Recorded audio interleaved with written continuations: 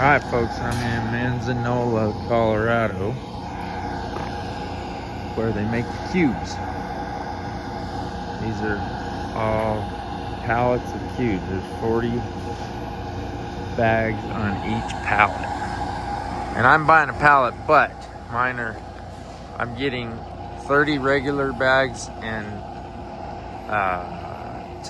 10 certified bags. So they're actually the same thing. They're all certified weed free, but since I'm going in the mountains, I need a tag, and I'll show you when it gets here. I need a tag that tells the Forest Service that it's certified weed free. And I am driving Patches today because she gets the best gas mileage, even though she's old, 94, and it's 1994, sorry, and has 500,000 miles on it. She still gets 20 miles a gallon empty and about 15 loaded.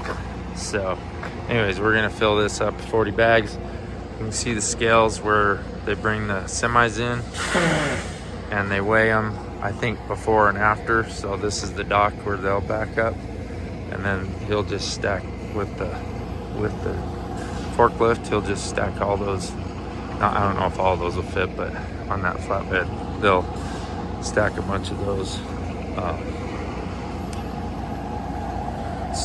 I don't know if they'll stack them, what they'll do, I guess, but they'll load them, all those pallets, or as many pallets as that thing will hold. Anyways, super cool here, you guys.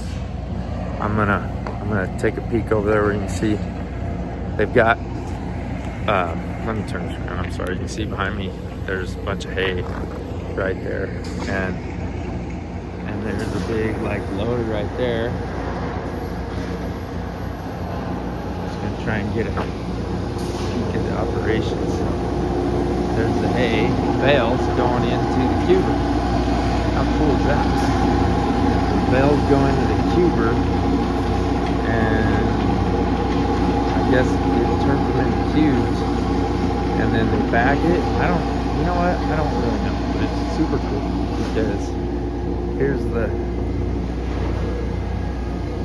here's all the bags in here. Really neat. All right, so I just asked one of the guys, and he said they put the bales here, and then it grinds it, and then this cubes it, and because they have to have a certain amount of moisture, and then it gets run into here, and then they bag it right there. And they got a robot arm. Look at that thing. That robot arm working. Sorry.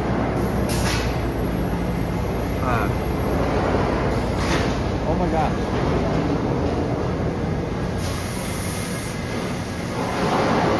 So he got that robot stacks the pallets. It comes out of there, and then it stacks the pallets. Oh my gosh, that is the coolest thing.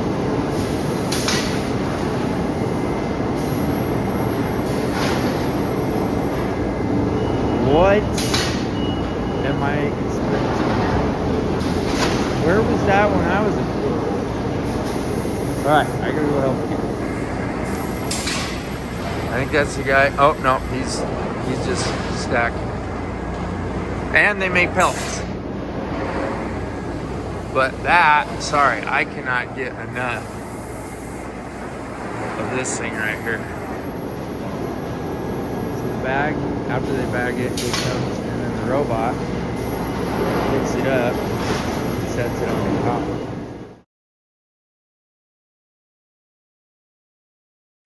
Okay, so this, you guys, is the certified tag that says certified weed free, where regularly they don't have it just says alfalfa cubes, but this says that it's certified weed free. All right, so that's what 40 bags of cubes looks like in the back of my old Dodge. You can see my custom tailgate. I make those, by the way. If you want one, let me know. They're real cheap. Plus shipping. Anyways, so we're ready to head back to, we're in Manzanola, Colorado. It's about a little over 2 hours from the house, but it's a lot cheaper. If I buy these at the feed store, they're about 14 bucks a bag. Here, they're less than 11. They're like, right around 11 a bag, something like that. I can't remember. But anyway, so it's better for me to come down here. I still will buy them sometimes from the feed store when I'm running low, but this will get me by a ways, and I probably won't have to come back for a while, because you know I feed about half. I feed like half this, half hay, so I don't go through a ton of that. I don't go through a ton of hay. It's really good. All right, leaving Manzanola. I just wanted to show you the ditch is still full, so I'm assuming they're still irrigating for something down here. We're in the Arkansas Valley, which is the Arkansas River runs through here, so this is irrigation out of the Arkansas. The Arkansas is actually over there. I'm just south of it, where those on the other side of those pivots is a bunch of cottonwoods. That's where the river is. Anyways, and I think these were watermelons. This is what's left over from a big watermelon field, but this area is known for melons.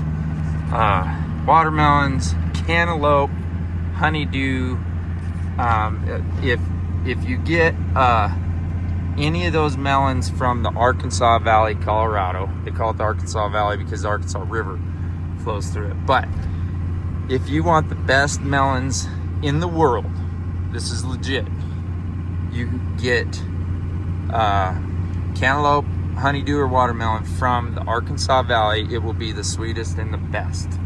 And they also raise some of the best alfalfa in the world is right here in this valley, being irrigated out of the Arkansas River. So we're very thankful for the snowfall in the Rocky Mountains, because that's what feeds these rivers. That's what feeds probably a lot of y'all. You know, this river is all going towards the Missouri and the Mississippi, and then it'll end up in the Gulf of Mexico. On the western slope, that stuff all goes into either the Rio Grande or the San Juan or the, sorry, this truck is a stick, so I'm not doing very good filming while I'm driving. I probably shouldn't be doing that. But I did want to talk about Manzanola Feeds and how good they have always been to me. The best quality I've ever had of alfalfa cubes, and best customer service, you name it. I'm at a stop sign. And they only charge me $1 more, or I don't know, $1 more a bag, I think, maybe it's less, for the certified cubes. Where when you get alfalfa or hay anywhere else, certified hay costs you like $10 more a bale.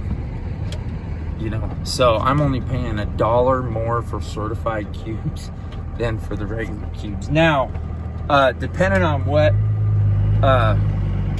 Forest Service person you encounter, anything that's cubed or pelleted counts to them as certified weed-free. But I'm not taking my chances, because if I get someone who's in a bad mood and wants to write me a ticket, I don't want to deal with that. So I try and cross all my T's and dot all my I's and make sure I got my horses' coggins with me, even when I'm in state, and their brand inspection with me whenever I'm more than 70 miles from the house, 70 miles from the house, or 75, I can't remember, but it doesn't matter. I'm going to have them with me. And I'm going to have certified weed-free feed when I'm in the backcountry. So you need that. You need national forest, national grassland, national park, or national monument. You also need it on BLM land, that is Bureau of Land Management land, or any wilderness, because horses are allowed in wilderness, but have to have certified weed-free feed in any of these areas. So anyways, I just wanted to shout out Manzanola Feed and how good they've been to me, and how just how great their product is. The quality is the best I've ever fed. So thank you, Manzanola Feeds, and check them out if you guys need feed. It's 50 pounds a bag, but I seem to get more out of 50 pounds of cubes than I do of 65 pounds of a bale of hay. So and you can feed this. It's got long stemmed, it's considered long stem fiber, so you can feed just cubes. Now I don't feed just cubes because I've got pasture and I've got grass hay coming to me, but this is something that you can feed exclusively and your horses will be happy, healthy. My horses get it dry, but I suggest soaking it until you know whether your horse will eat it wet or dry, but my horses like it dry, so that's where I'm at with that. They drink a lot.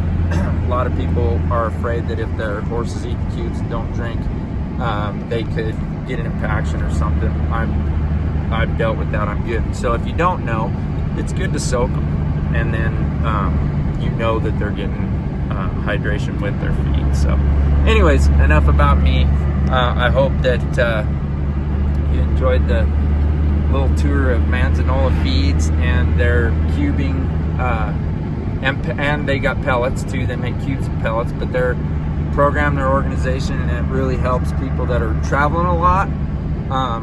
But I know people that feed exclusively cubes even at home, so it's something that you ought to check out. I've thought a lot about Alan's program, and I thought that this could really fit into his program if he got a semi-load of cubes down there instead of hay.